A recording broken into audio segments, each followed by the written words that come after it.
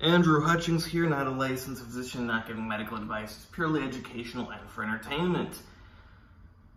Somewhat recently, my father had hip replacement surgery, and he posted on Facebook a picture of his hospital food.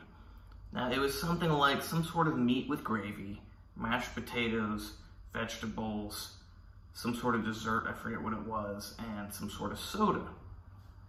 Now, you got this woman who has multiple nutrition degrees. She's like a Xing Wao Qing, Tai Chi expert or something. Who knows? Make up some random words and write expert.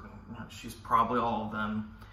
And she comments on his post, "OMG, wow, that's proof how horrible the US hospitals are. They don't even know what proper nutrition is, blah, blah, blah, blah, blah. You need fruits and vegetables to heal after surgery, not that garbage." Well, I suggest she tries some fruits and vegetables the next time she has an injury or a surgery, because it's not going to work too well. Now, first I should say that healing from a hip replacement surgery, how they normally do them, assuming there's no complications, is no big deal. There's not much tissue damage. It should be a very, very fast, smooth recovery. But talking in general about diet for recovery after surgery, let's say this is like surgery that involves cutting lots of tissues, or recovering from tissue injuries. You need the same thing, because we're talking about tissue damage. What do you need to eat to help your body recover from tissue damage? And I'll give you a hint, it's not fruits and vegetables. Your body cannot build new muscle tissue, new tendons, new ligaments with fruits and vegetables. You can't. You cannot build them at all with fruits and vegetables. Now, you do need all of the vitamins that are important for human health. The human body doesn't work if it has a deficiency in something, especially if we're talking collagen synthesis in tendons or skin. You need vitamin C, but in general, you do not want to have a deficiency in any vitamin or any mineral. So, number one, make sure you're taking a multivitamin. Number two, add in some vitamin C.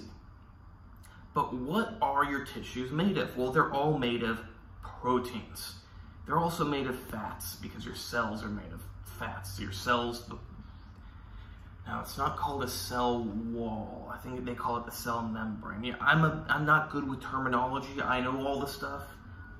I hate terminology. The scientific world. I don't even know if the medical world, because in different branches of science, they even use different terminology. So then you try to work within, it's like, what's a receptor in pharmacology versus what's a receptor in biology. Two different definitions. But the cell wall, which is actually called a cell membrane, but it's the wall around your cell, is made of fats. You need fats, you need cholesterol, and then the other part of the cell for your tissues is protein.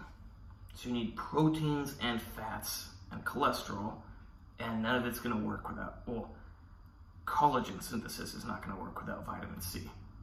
The bottom line is, if you have a tissue injury, whether it's from surgery or trauma, you need protein to heal it. You do not need fruits and vegetables, but you also need calories, because if you eat protein but you don't have enough calories, your body's going to use the protein for calories just to keep you energized and alive.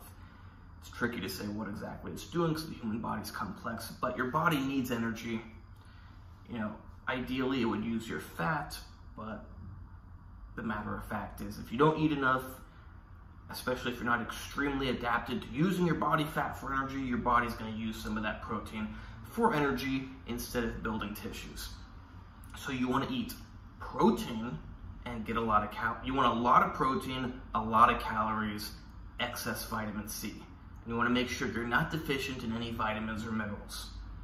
That is how you properly heal from surgery or from trauma.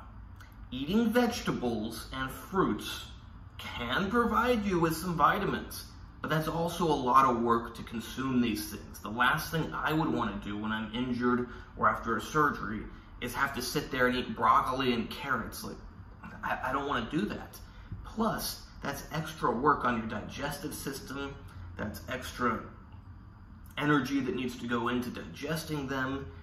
It's just not the best idea. I would much rather have a meat-heavy diet. Now, if meat isn't really agreeing with your body at the time, then you utilize protein powders, or maybe you utilize fish, whatever it may be. You gotta get protein in you, and you gotta get calories in you, so you don't want only meat.